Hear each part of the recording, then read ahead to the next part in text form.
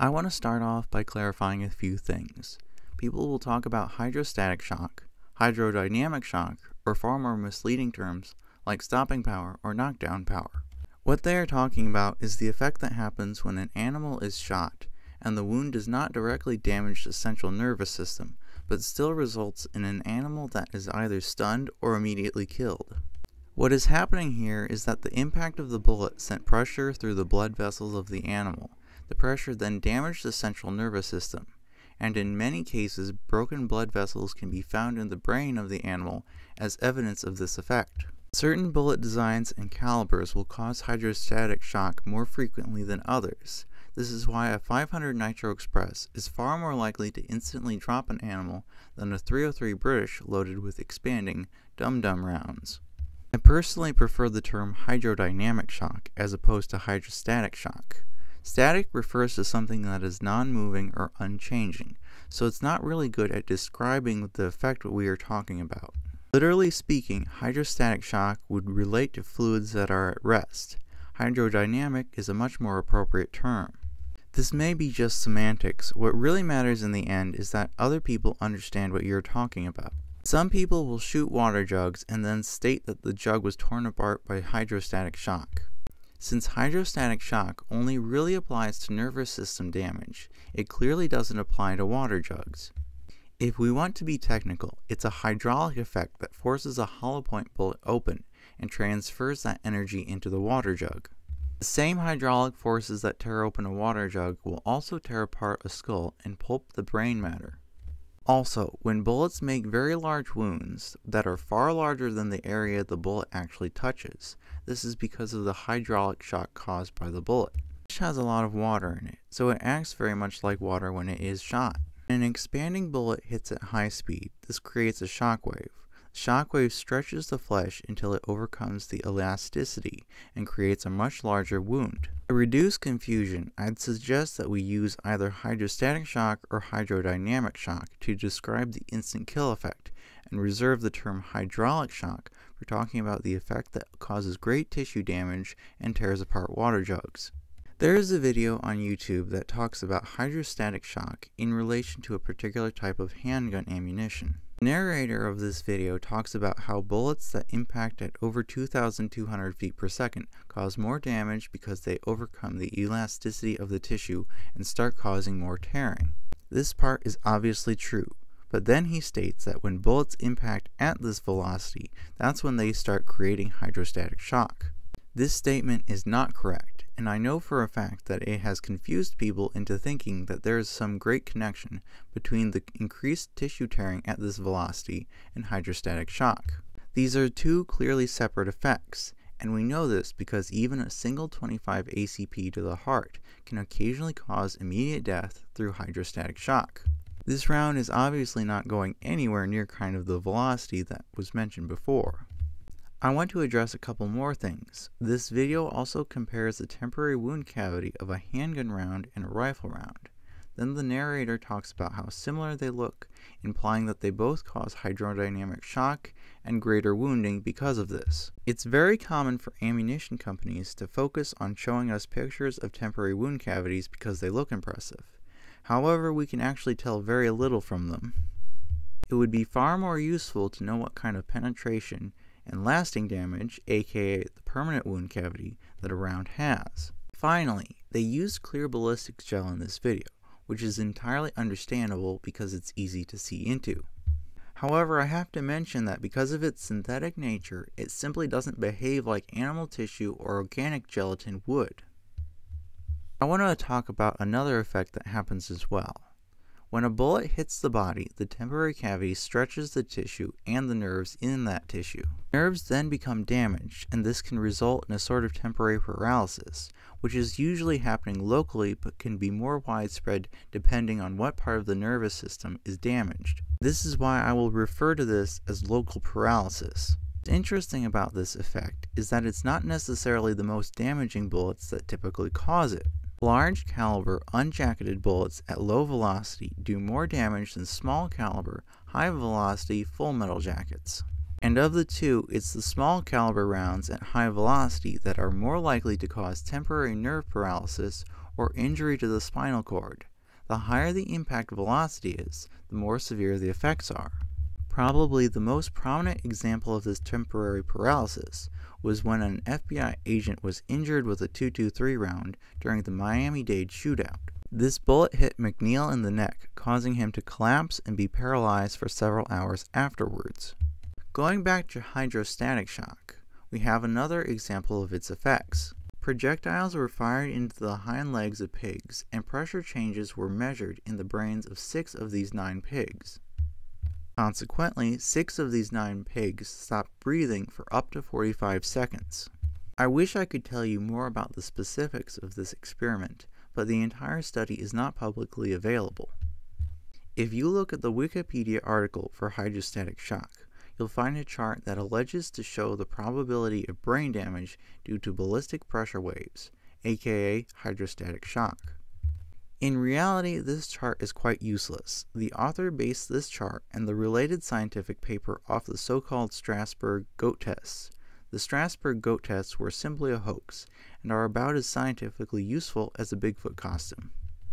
One of the more interesting effects of hydrostatic shock is that people who have died from gunshot wounds to the chest have been found to have small amounts of tearing in their brains due to the pressure wave of the gunshot. The author also mentions that the tearing and bleeding found in the brain was not significant enough to directly endanger life. Lots of people have sustained gunshot wounds to limbs, for example, and would never have guessed that they may have a small amount of brain damage because of this. You may notice that the wording of these quotes is strange in parts, and that's because the article was originally written in Czech. I had to use Google Translate to translate it into English. The author of this article also included a lot of pictures of these very small tears in the brain. These are just a couple of those pictures. One was caused from a 9mm chest wound, and another was caused by a 25 ACP chest wound. So even fairly low-powered handguns are still achieving this effect. This tearing and bleeding is not that significant though. A solid punch to the head would be far more damaging, which is why it's easier to knock a living creature unconscious with a blunt object to the head than with a handgun round to the chest. Nathan Foster has done a great deal of research around different bullets and what impact velocities that they cause hydrostatic shock at. I don't know of anyone who has studied or tested these things more than he has. Before we go into his findings, I need to mention a couple of things that are very important. He uses hydraulic shock to describe both the instant kill effect and when the bullets create a larger wound than the physical size of the bullet. Both of these uses of the term are technically correct, but it may be confusing to use the same term to mean separate effects. What will be far more confusing is when he describes what he says is hydrostatic shock. He stated that hydrostatic shock is some sort of electrical shock wave that travels through the flesh itself and goes through the spine and into the brain, where it somehow shuts off the brain. It's obviously impossible for a bullet to cause some sort of electrical shock wave when it hits flesh and bone in the way that he describes. In another article, he describes hydrostatic shock in a similar way, except this time it's not an electrical shock, but a concussive wave that travels through the body, through the central nervous system, and then into the brain.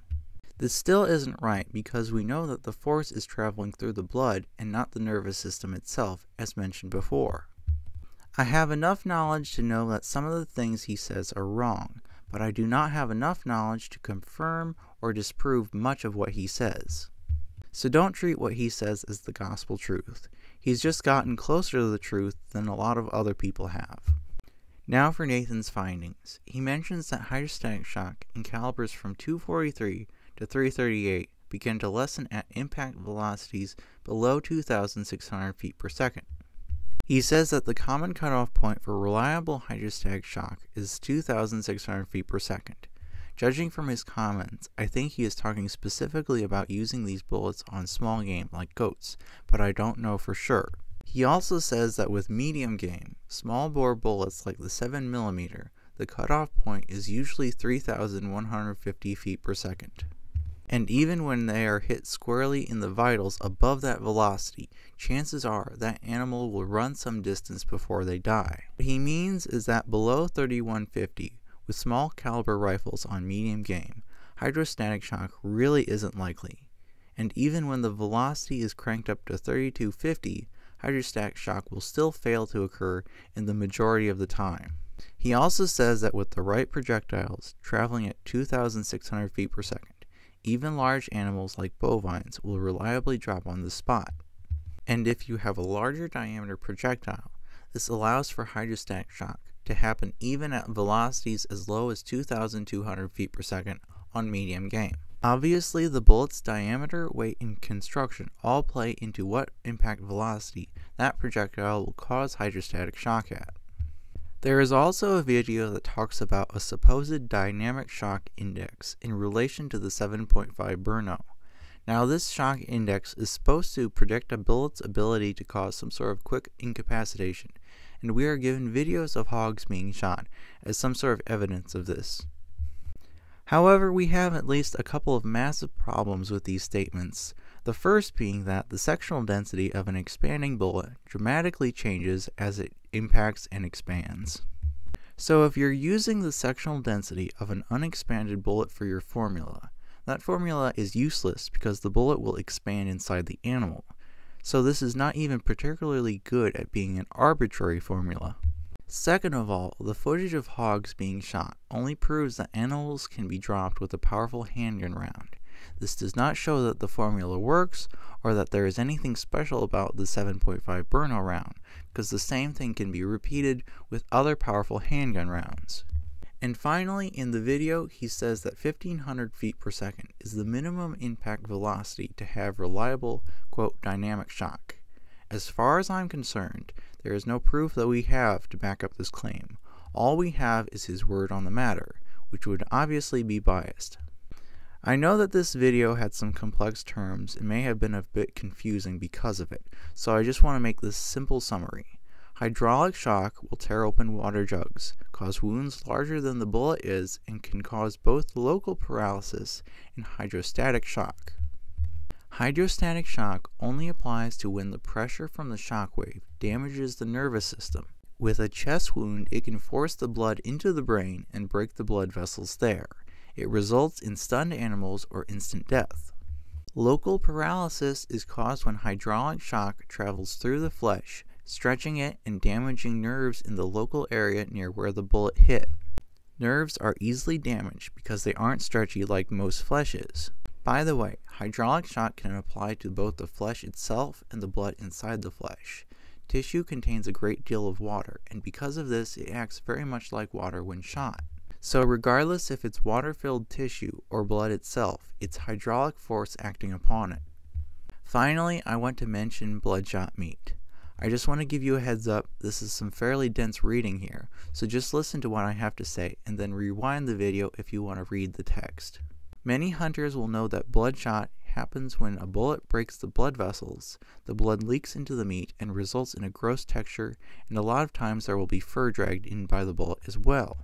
However, even if the bullet does not directly injure the blood vessels, the hydraulic force exerted by the bullet can break the blood vessels around the wound. This happens because blood is basically incompressible and can transmit the force of the bullet farther away. Some calibers and bullet configurations will cause more or less ruptured blood vessels than others, but that would be a topic I'm not informed enough to talk about in any detail.